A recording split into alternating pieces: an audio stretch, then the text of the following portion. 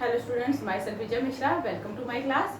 आज हम class 10th का जो लेसन 5 पढ़ रहे थे, मिनरल एंड एनर्जी रिसोर्स, उसमें हमारा अगला टॉपिक है कन्वेंशनल सोर्स ऑफ एनर्जी। और इसमें पहला टॉपिक हम पढ़ेंगे नेचुरल गैस। चलिए फिर आगे पढ़ते हैं। तो नेचुरल गैस के बारे में जैसा आप लोग देखते हैं, इसमें क्या बताया गया कि source of energy as well as raw material for industries. मतलब ये जो आपका नेचुरल गैस है, ये हम इसे सोर्स ऑफ एनर्जी के रूप में भी इसका इस्तेमाल करते हैं। साथ ही साथ कुछ इंडस्ट्रियों में इसका इस्तेमाल जो है एक रॉ मटेरियल की तरह भी किया जाता है।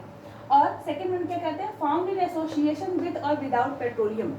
मतलब ये आपका नेचुरल गैस है, वो कहाँ पाया जाता है? कभी कभी ये पेट्रोलियम के साथ भी पाया जाता है, जिन क्षेत्रों में पेट्रोलियम पाया जा रहा हो। कभी कभी ये पेट्रोलियम के बगैर भी पाया जाता है। मतलब ये जरूरी नहीं है कि जहाँ नेचुरल गैस पाया जाए वहाँ पेट्रोलियम भी पाया जाए, लेकिन अक्सर होता है कि ये दोनों एक साथ या इसके बगैर पाए जाते हैं। एनवायरनमेंट फ्रेंडली कहा गया है इसको। क्यों कहा गया एनवायरनमेंट फ्रेंडली? क्योंकि जब भी आप नेचुरल गैस को बर्न करते हैं, जब भी ये बर्न होता है तो इसके बर्निंग के बाद जो है लो कार्बन एमिशन होता है। मतलब कार्बन की मात्रा जो है इसमें बहुत ही कम निकलती है, और जैसे आपका एनवायरनमेंट जो है वो पोल्यूटेड नहीं होता, इसलिए इसे एनवायरनमेंट फ्रेंडली कहा गया है। फिर कृष्णा गोदावरी। अब यहाँ बताया गया आपको कि यह जो नेचुरल गैसेज हैं वो हमारे भारत में कहाँ कहाँ पाए जाते हैं। तो वो क्या है आपका? कृष्णा गोदावरी बेसिन है, Mumbai high and gulf of Bombay. ये कुछ ऐसे क्षेत्र हैं जहाँ पे आपके नेचुरल गैसेज पाए जाते हैं। उसके बाद HVJ पाइपलाइन, जिसको हजीरा, विजयपुर और जगदीशपुर, यह आपका artery to Indian gas production है। ये जो पाइपलाइंस हैं ये हमारे देश की ऐसी पाइपलाइन है जिसके थ्रू जो है जो भी आपके बड़ी बड़ी इंडस्ट्रियां हैं जहाँ इन गैसों का इस्तेमाल जो है रॉ मटेरियल के तौर पे या सोर्स ऑफ एनर्जी के रूप में होता है, इन पाइपलाइंस के थ्रू वह जो है प्रोडक्शन के लिए भेजा जाता है।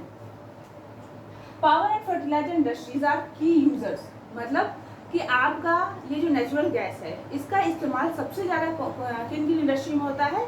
आपके पावर इंडस्ट्री और फर्टिलाइजर इंडस्ट्री में, यानी जहाँ पे फर्टिलाइजर बनाया जाता है और जिन इंडस्ट्रियों में पावर जो है जनरेट किया जाता है, उन इंडस्ट्रियों में इस गैस का इस्तेमाल सबसे ज़्यादा किया जाता है।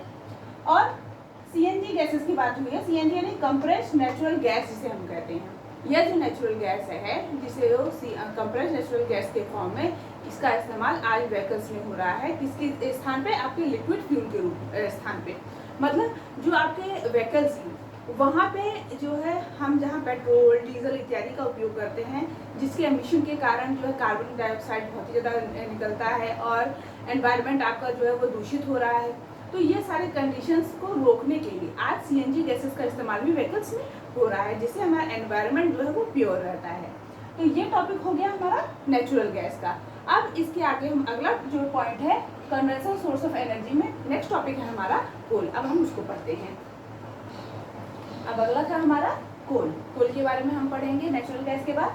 अब देखिए सबसे पहले कोल के बारे में क्या बताया गया कि factors of formation.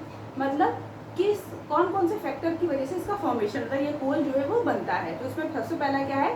Degree of compression, depth and age of burial.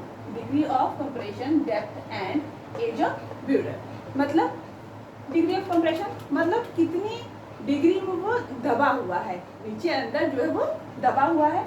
Depth यानी कितनी गहराई में है, और एज ऑफ ब्यूरल कितने समय से वो दबा हुआ है। दबा कहाँ है? ये आपके अर्थ क्रस्ट के अंदर। आपका कोल जो है हम अर्थ के अंदर से डग करके निकालते हैं, आप जान रहे हैं। तो पृथ्वी की क्रस्ट के अंदर कितनी गहराई में, कितने लंबे समय से और कितने प्रेशर में ये दबा हुआ है, यह डिसाइड करता है कि कोल जो है वो कैसे बनेगा। ये इन सारे फैक्टर्स की वजह से कोल का फॉर्मेशन होता है। ठीक है। अब कोल को जो है दो अलग अलग क्वालिटीज के आधार पे जो है इसे डिवाइड किया गया। मतलब कोल जो है वो दो टाइप्स के बताए गए मेनली। जैसे on the basis of quality इसे डिफरेंशिएट किया गया, और दूसरा है आपका on the basis of age. ये दो अलग अलग आधारों पर इसे अलग किया गया। तो सबसे पहले on the basis of quality हम पढ़ेंगे। इसमें 4 प्रकार के कोल होते हैं। पहला है हमारा पीट। पहला है पीट। पीट जो होता है वो लो कार्बन होता है। मतलब इसमें कार्बन की मात्रा कम होती है और इसमें मॉइस्चर की मात्रा अधिक होती है। ठीक है। अब चूंकि कार्बन कम और हाई मॉइस्चर होता है, इसकी वजह से इसकी जो हीटिंग कैपेसिटी होती है वो कैसी होती है? बहुत ही कम होती है। सेकेंड वन है आपका लिग्नाइट। लिग्नाइट जो है वो सेकंड कोल है आपका, जो लो ग्रेड का ब्राउन कोल होता है, मतलब ये कोल जो है ये भी ग्रेड का कम होता है और ये कलर में ब्राउन होता है, और इसमें भी मॉइस्चर की मात्रा कैसी होती है, हाई होती है।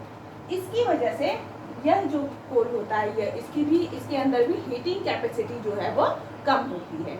अब इसके बाद जो तीसरा है कोल, उसको हम देखते हैं। तो तीसरा है हमारा, जो हमने दो पढ़ा, तीसरा पॉइंट है हमारा, तीसरा type of coal on the basis of quality में तीसरा कोल है हमारा बिटुमिनस। बिटुमिनस जो होता है वो डीप इनसाइड द अर्थ, मतलब पृथ्वी के बहुत ही अंदर गहराई में दबा होता है और इसके बहुत ही हाई टेम्परेचर में होता है, क्योंकि हम जानते हैं जितने भी अंदर आप अर्थ के जाएंगे क्रस्ट की, वहाँ पे टेम्परेचर कैसा होता है, बहुत ही हाई होता है। धीरे धीरे आप गहराई में जाएंगे तो टेम्परेचर धीरे धीरे बढ़ता रहेगा, तो ये अधिक गहराई में होने की वजह से ये बहुत ही अधिक टेम्परेचर में रहता है, और इसकी वजह से इसकी क्वालिटी बहुत अच्छी होती है, ये अच्छी क्वालिटी का होता है, और इसका इस्तेमाल जो है कमर्शियल पर्पस के लिए, साथ ही साथ स्मेल्टिंग के लिए, मतलब जहाँ पे आयरन्स वगैरह को स्मेल्ट कराने का काम किया जाए, आयरन ओर वगैरह को, वहाँ पे इस बिटुमिनस टाइप के कोल का इस्तेमाल किया जाता है।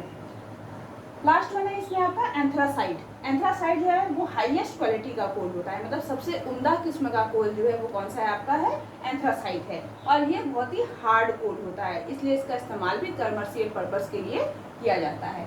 तो ये तो हो गया हमारा आपका on the basis of quality. अब जो है कोल का जो डिफ्रेंशिएशन है वो हम पढ़ेंगे ऑन द बेसिस ऑफ जो है एज। अब on the basis of quality के बाद अब अगला है हमारा on the basis of age. अब इसमें जो है इसके भी दो पार्ट्स हैं आपके, जैसे पहला है आपका गोंडवाना गोंडवाना कोल, ठीक है, गोंडवाना कोल। गोंडवाना कोल किसे कहा जाता है, ऐसे कोल जिसके फॉर्मेशंस में लगभग जो है 200 मिलियन ईयर्स लगे होंगे, यानी कि जो 200 मिलियन ईयर ओल्ड कोल होगा उसे गोंडवाना कोल के कैटेगरी में रखा गया। ये हमारे देश में कहाँ, दामोदर वैली, बोकारो, झरिया और रायगंज, ये ऐसे एरियाज हैं जहाँ पे हमारे इंडिया में जो है ये गोंडवाना कोल्स वगैरह पाए जाते हैं। जो सेकंड वन है आपका, ये सेकंड कोल है आपका टर्शियरी कोल। टर्शियरी कोल जो है कौन सा कोल होता है, जो लगभग 15 मिलियन ईयर्स ओल्ड होते हैं, वो टर्शियरी कोल कहलाते हैं, और ये नॉर्थ ईस्टर्न स्टेट्स में पाए जाते हैं। तो इस प्रकार से on the basis of age आपका कोल का क्लासिफिकेशन हो गया, और on the basis of quality हमने पढ़ा। अब इसके बाद जो है नेक्स्ट वीडियो में हम कन्वेंशनल सोर्स ऑफ एनर्जी का एक नया टॉपिक पढ़ेंगे, जो है पेट्रोलियम। Thank you.